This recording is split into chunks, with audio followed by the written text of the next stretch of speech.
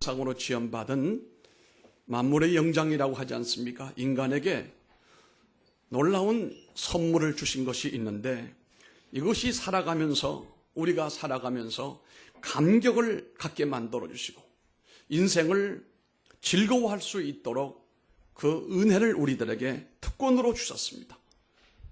특별히 구원받은 하나님의 자녀들에게는 삶의 기쁨과 감격이라고 하는 귀중한 선물을 허락해 주셨습니다. 하나님께서 그런 의도를 가지고 우리의 인생을 이끌어 가실 때에 우리도 우리의 삶에 감격이 넘쳐나게 되기를 바라고 우리의 삶에 즐거움이 넘쳐나게 되기를 주님의 이름으로 축복합니다. 이렇게 무더운 날, 삶의 환경이 참 어려운 가운데 우리가 살지라도 여전히 하나님이 우리에게 주신 특권, 삶의 감격, 삶의 즐거움 놓치지 않기를 바랍니다. 오늘 말씀은 그 네 가지 특권을 우리들에게 말씀하고 있음을 통하여 함께 은혜를 나누고자 하는 것입니다. 첫째는 먹고 즐기는 즐거움을 우리 인생에게 주셨습니다. 읽었던 말씀 가운데 첫 7절의 말씀을 한번 우리가 다시 앞에 PPT를 올렸습니다. 한번 읽어보십시다. 너는 가서 기쁨으로 내 식물을 먹고 즐거운 마음으로 내 포도주를 마실지어다. 이는 하나님이 너희 하는 일을 벌써 기쁘게 받으셨음이니라. 아멘. 우리 인생에게 먹고 마시는 즐거움, 여기에 대하여 우리가 늘 감사해야 됩니다. 우리는 식탁에 앉을 때마다, 음식을 먹을 때마다, 심지어 우리 교단, 우리 보수주의 목사님들은 커피를 놓고도 저는 가끔 봅니다. 저 커피를 놓고 기도하고 먹는지 그냥 먹는지. 커피 한 잔 놓고도 기도하고 먹는 분들이 많습니다. 왜냐하면 이것도 하나님의 즐거움이다. 병원에 가면은 물 한 컵을 벌컥벌컥 마시지 못하는 사람들이 있거든요. 이걸 마실 수 있다라고 하는 것도 참 감사한 일이고 이것을 마심으로 즐거움도 감사한 일이고 먹든지 마시든지 하나님의 영광을 위하여 살라고 하시니까 이 식물 주심에 대하여 즐거움으로 마실 수 있는 것에 대하여 감사하는 것 결코 하나님 보실 때에 잘못됐다고 말하기가 어렵겠습니다. 하나님, 제가 먹을 수 있는 즐거움 주심을 감사합니다. 여러분, 이게 하나님이 우리들에게 주신 특권입니다. 이런 감사가 여러분에게 있기를 바랍니다. 어떤 부자 한 분이 살았는데 오랫동안 위장병으로 고통을 하다가 이제 회사를 그만두고 이제 여행을 하게 됐습니다. 어느 마을에 조그마한 식당에 들어갔는데 그런데 그 식당에서 아주 남루한 옷차림을 한 노동자 한 사람이 저 구석에서 식사를 하는 장면을 보았는데 자신은 위장병을 앓고 있어서 벌어놓은 것도 많고 돈은 많지만 먹을 때마다 기쁨으로 먹을 수 있는 처지가 못 됐는데 지금도 한 상을 받아놓고 있지만 저 건너편에 있는 노동자는 식사를 그렇게 즐겁게 하는 겁니다. 맛있게 음식을 먹는 겁니다. 이때 부자가 이런 생각을 합니다. 내게 저 사람 같은 식욕만 있다고 한다면 내 재산의 절반을 내어놓을 수가 있을 텐데 우리가 음식을 먹을 때 즐거움이라고 하는 것은 돈으로 환산할 수가 없습니다. 너무도 큰 즐거움입니다. 한번 생각을 해보십시오. 여러분 주변에도 건강을 잃어버리고 이웃들이 먹고 마시는 즐거움을 누리지 못하는 사람이 혹시 있는지. 이렇게 먹고 마시는 즐거움이라고 하는 것은 하나님께서 우리들에게 준 삶의 특권이며 하나님의 은혜인 것입니다. 성경은 우리에게 단순히 그저 먹고 즐기라는 말이 아닙니다. 하나님이 주신 기준이 있습니다. 하나님이 주신 기준은 주님의 영광을 위하여 먹고 마시라. 이것이 우리가 음식을 먹는 데 대한 하나님의 기준인 것입니다. 오늘 본문의 7절 말씀에다 나오지 않습니까? 너는 가서 기쁨으로 내 식물을 먹고 즐거운 마음으로 내 포도주를 마실지어다. 포도주를 마시라고 하니까 장로님이 아멘 했다고는 우리가 믿고 싶지가 않지만 이 포도주는 우리는 상관이 없는 얘기입니다. 왜냐하면 우리는 포도주보다 이 시원한 음료수가 더 좋기 때문에. 그러나 유대인들은 그런 음료수가 없습니다. 유대인들은 음료수가 포도주입니다. 늘 포도주가 집에 있습니다. 물론 건강을 위해서 먹는 포도주야 누가 뭐라고 하겠습니까만 이 모든 것들이 즐거움이다 이런 말입니다. 그런데 이런 것들을 기쁨으로 즐거움으로 먹어라 마셔라 이런단 말씀입니다. 그러니까 우리가 먹고 마시는 것보다 선행되어야 할 것이 있는데 내 마음속에 기쁨과 평안이 있을 때 여기 차려진 모든 식사도 맛이 있고 즐겁다 이런 얘기거든요. 그러니까 음식이 기쁘고 평안한 게 아니라 우리 마음이 기쁨과 평안이 있게 되면 적은 음식을 가지고도 찬을 가지고도 즐겁게 맛있게 먹을 수 있다는 말 아니겠습니까? 우리 마음속에 하나님이 주신 기쁨과 즐거움을 늘 가지고 살면 먹고 마시는 것도 인생의 큰 즐거움이고 행복이고 이렇게 먹는 음식은 소화도 잘 되고 우리들 몸에 도움이 건강으로 오게 되는 것입니다. 안식교회에서 이 건강 음식에 대한 이 관심은 대단합니다. 전에 우리 이상구 박사라는 분이 텔레비전에서 한번 그 건강 한번 소용돌이가 쳤지 않습니까? 채소가 바닥에 나가지고 2배, 3배 비싸졌던 그런 경우들이 있는데요. 안식교는 우리가 분명히 볼 때는 이단입니다. 그런데 이들은 음식 먹는 것이 굉장히 율법화되어져 있는 겁니다. 뭘 먹으면 되고 무엇을 먹으면 안 된다. 그런데 성경은 바울 사도가 우리에게 말씀한 내용을 디모데전서 4장 1절 이하로 보면은 기준이 있습니다.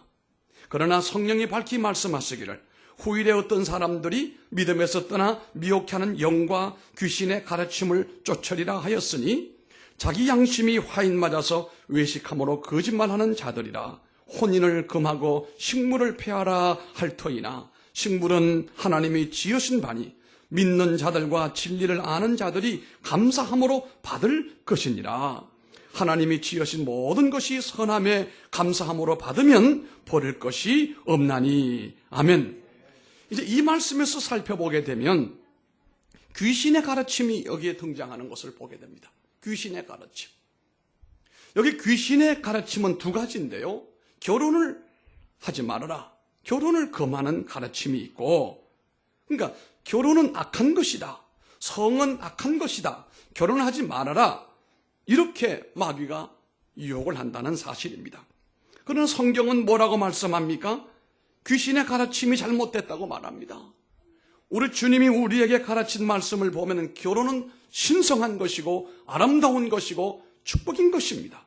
성도의 특권인 것입니다. 여러분 세상 풍조를 따라가지 마세요. 세상 사람들은 요즘에 결혼하지 않는 것이 장땡이다라고 하는 말을 들은 적이 있어요. 아닙니다. 결혼은 성도의 특권입니다. 하나님이 성을 우리에게 선물로 주셨잖아요. 남성과 여성의 선물을 주신 거예요. 어저께도 저 서울 중심가에서 동성애자들이 난리가 일어났습니다.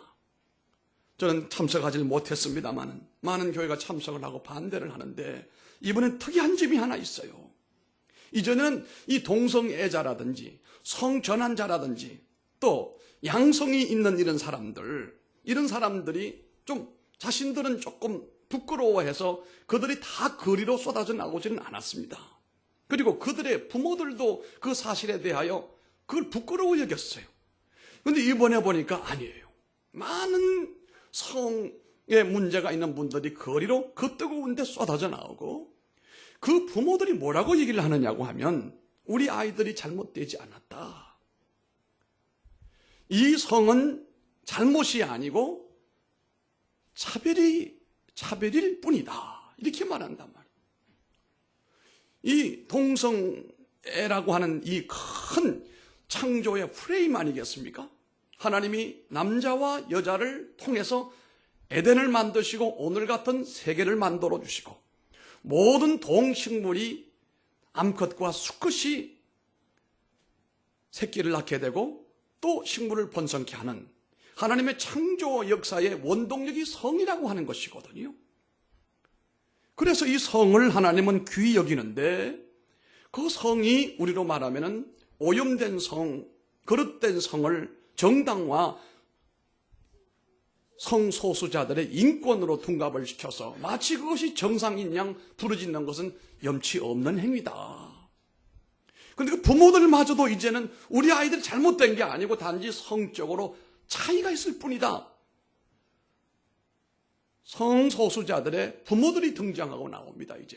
그리고 모든 매스컴들이 이구동성으로 그들을 지원해주고 그들에게 찬사를 보내는 거예요. 용기 있다. 네. 저들도 이제 떳떳하게 살 환경을 만들어줘야 된다. 그걸 반대하는 교회나 성도들마저 저분들은 좀 옹졸한 사람들이고 보수 진영의 사람들은 너무 사람의 인권에 대하여 관심이 없다. 인권으로 몰아붙이고 있습니다. 이 문제는 인권의 문제가 아닙니다. 이 문제는 창조의 원리요, 하나님의 말씀이고 하나님의 원리에 관계된 문제이기 때문에 교회는 절대로 이 문제를 양보할 수가 없다는 사실입니다.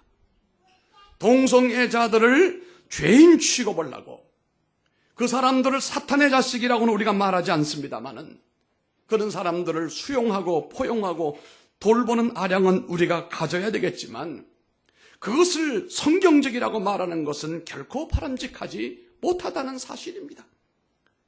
항상 사단은 성을 가지고 세상을 어지럽히고 있고 이 세상의 이데올로기 가운데 칼 막스도 말입니다. 성을 가지고 정치에 이용을 했던 경우들을 얼마든지 볼 수가 있습니다. 지금 우리나라에도 이 진보 정당은 성을 가지고 매개체로 삼습니다. 요즘에 화라산같이 피어오르고 있는 페미니즘 운동도 너무 과한 거예요. 너무 남성 우월주의로 가는 사회도 문제이거니와 너무 여성 중심 사회로 가는 것도 문제점이다 이겁니다. 성경은 항상 남성도 귀하고 여성도 귀하고 이 두 성이 균형을 이루어서 뭘 해야 되느냐? 하나님의 자녀를 생산해야 된다는 사실이에요. 그러므로 성은 거룩하고 이 성이라고 하는 것은 하나님의 축복이다. 그러므로 우리 믿는 성도들이 할 수만 있으면 다 결혼하기를 바랍니다.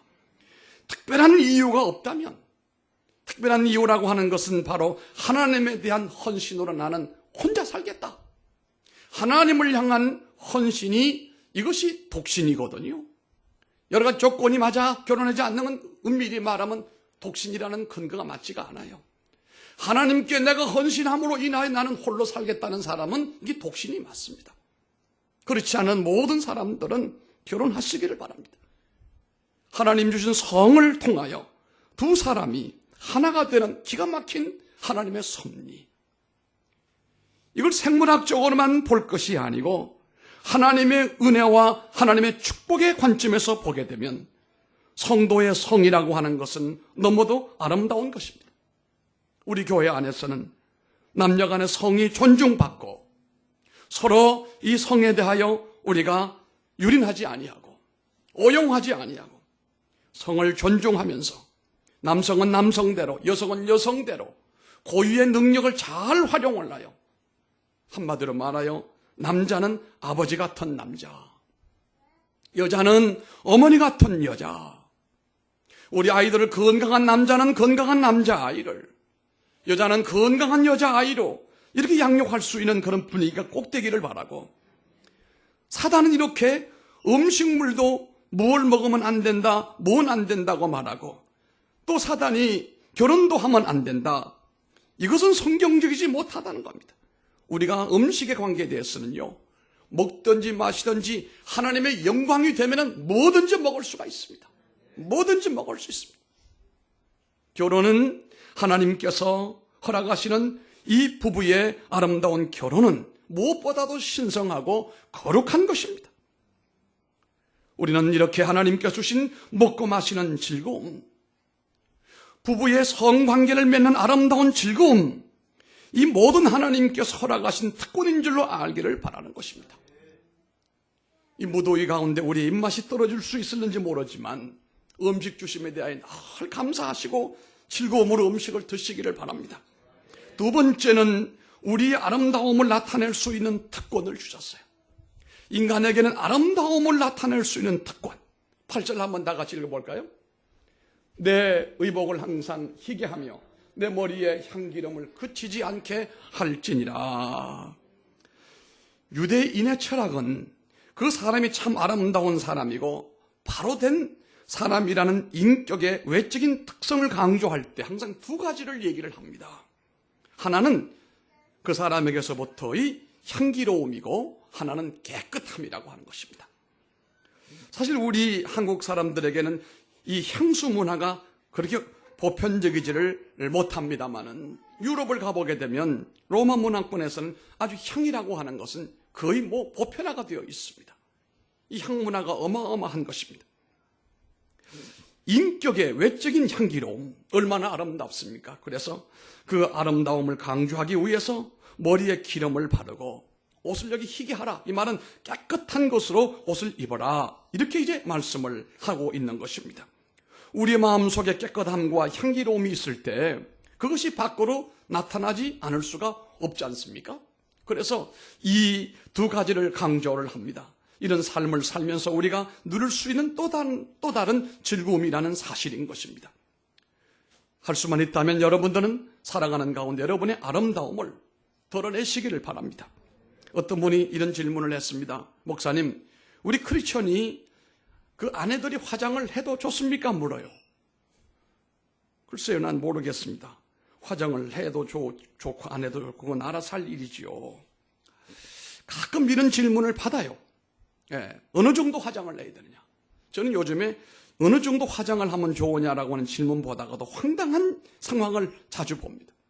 가끔 대중교통을 이용해 보면은 아침에 출근 시간에 전철을 타거나 버스를 타면은 어떻게 그 안에서 화장을 하는 여자들이 한둘이 아니에요. 그 복잡한 다 쳐다보는데도 아주 컴팩터를 꺼내가지고 기초작서부터 다 거기서 다 해. 용기도 이만저만이고 그런데 하는 걸 가만히 보면은 보통 솜씨가 아니에요. 예, 아주 예술가처럼 그 얼굴을 아주 화장발로 떡칠을 해나가는데 저렇게 해서 더 어떻게 살까? 그런 염려를 내가 한번 해본 적이 있습니다.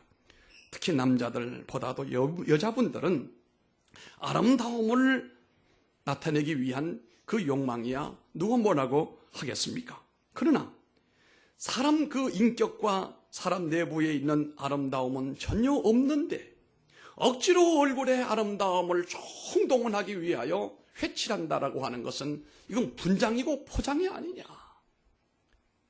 그러나 우리가 우리 안에 하나님의 거룩성을 가지고 성도의 아름다운 모습을 겉으로 표현하는 순순한 아름다움의 표현은 이게 얼마나 아름다운 것이냐 이런 말씀입니다. 여러분 자신을 아름답게 꾸미시기를 바랍니다. 남들에게 흉이 안 될 정도로 그리스도인으로서 수수하게 아름답게 꾸미고 사는 것도 하나님께서 우리들에게 준 삶의 특권이고 즐거움이라고 말씀을 했기 때문에 그런 것입니다.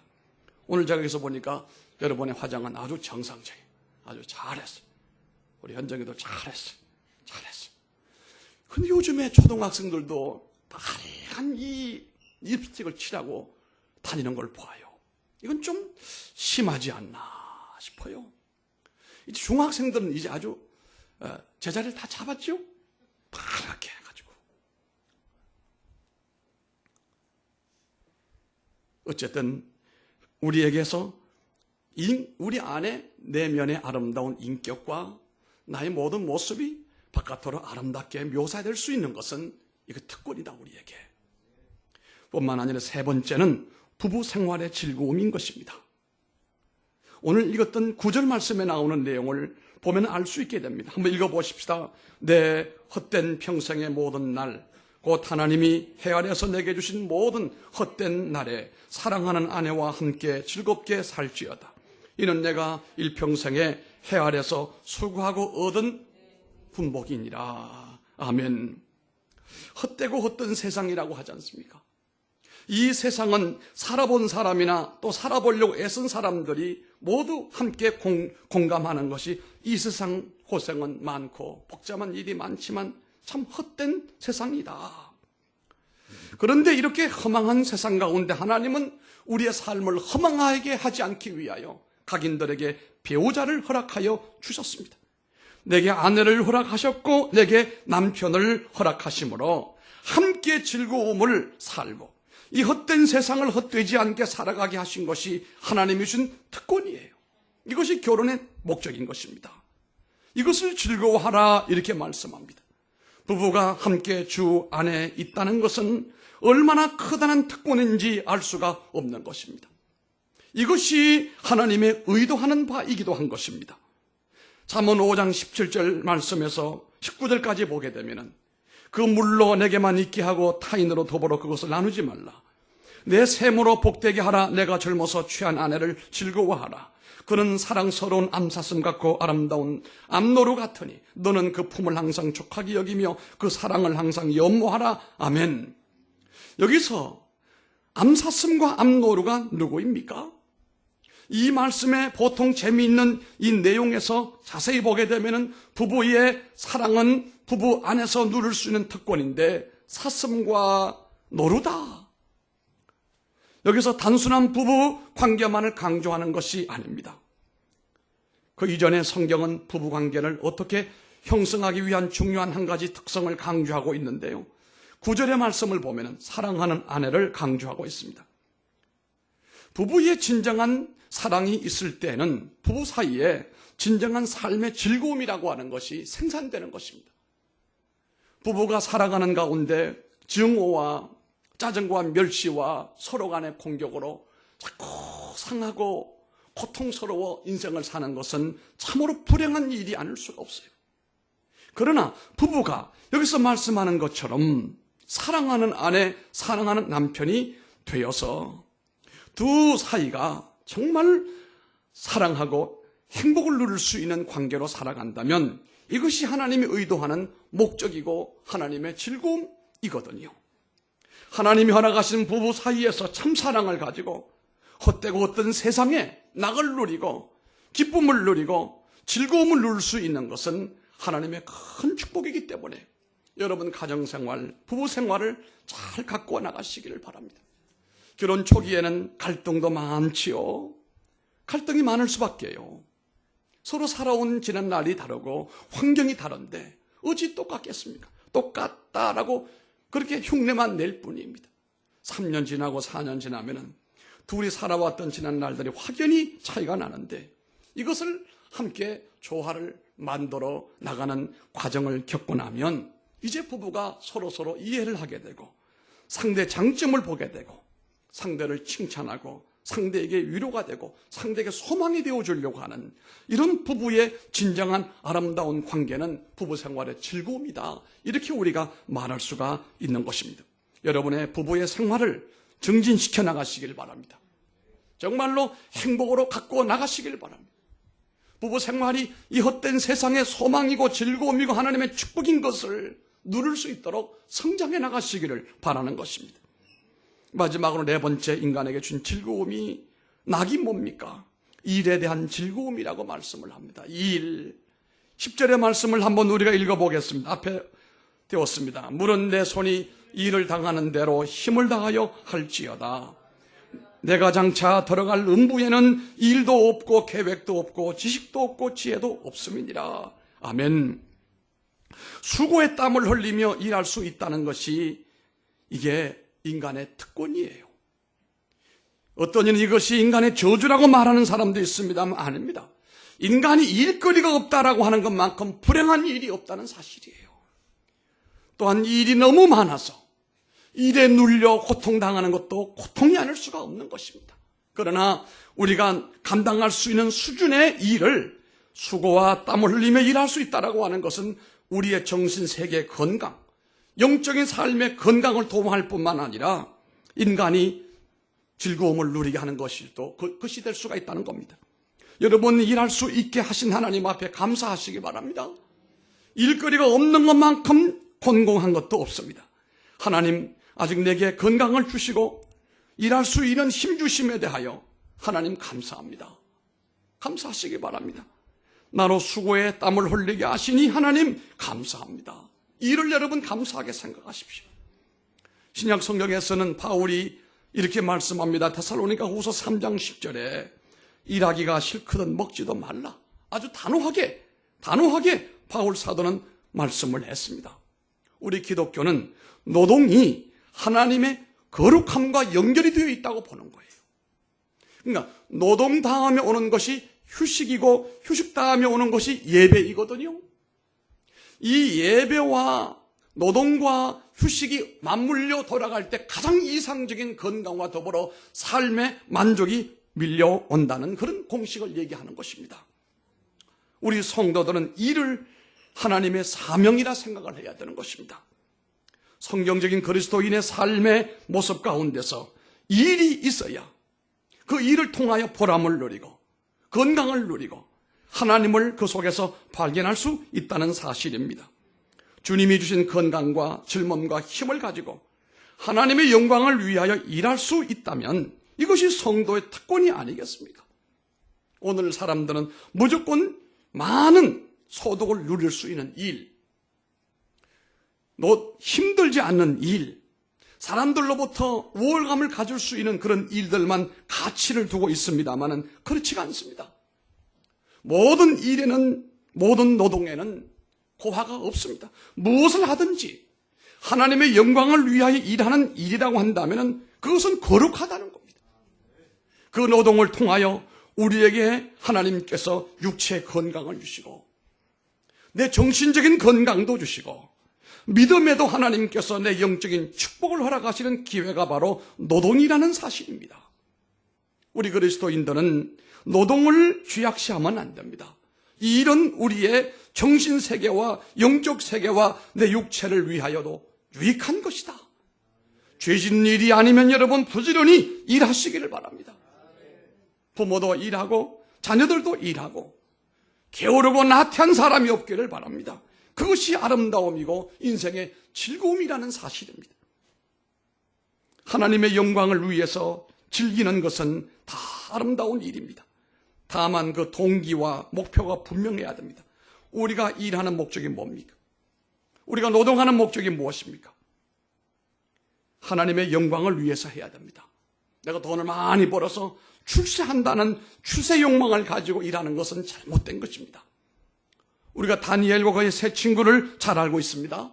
바벨론의 포로가 되어갔지만 그들은 다른 친구들과 함께 그 고기를 먹거나 그들을 위하여 제사지는 음식을 먹지를 않았습니다.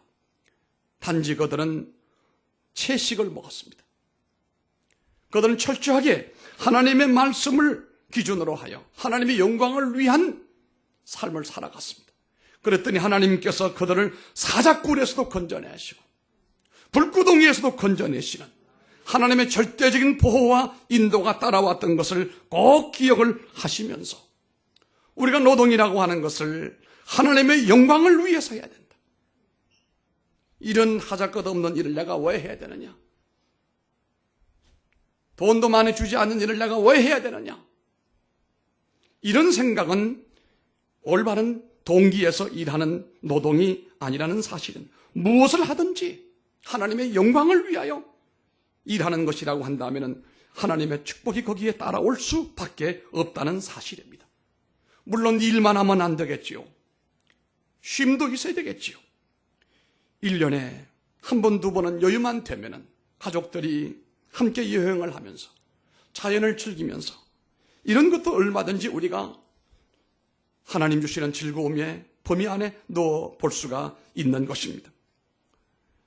이제 우리 예수 믿는 사람들에게 하나님이 주신 이 삶의 즐거움과 감격, 이것이 살아나게 되기를 바랍니다.